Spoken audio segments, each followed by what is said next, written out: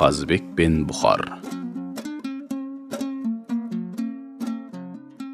Бұхар жыраудың өте қартайған кезінде көңілін сұрамақ болып қаз дауысты Қазыбек би келеді. Төсекте жатқан Бұхар жырау бірден 10-ға дейін санның мағынасын маған ешкім айтып бере алмады. Қазыбек, сен айтып берші деген екен. Сонда Қазыбектің берген жауабы: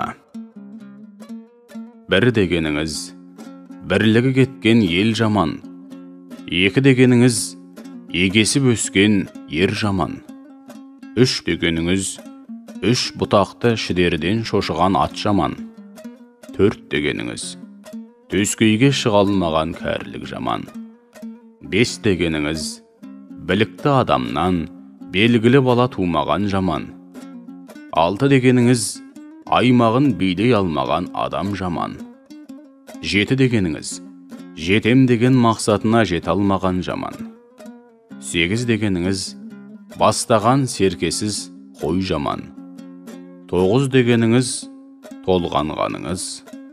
10 дегеніңіз, өткеніңіз, о дүниеге жеткеніңіз.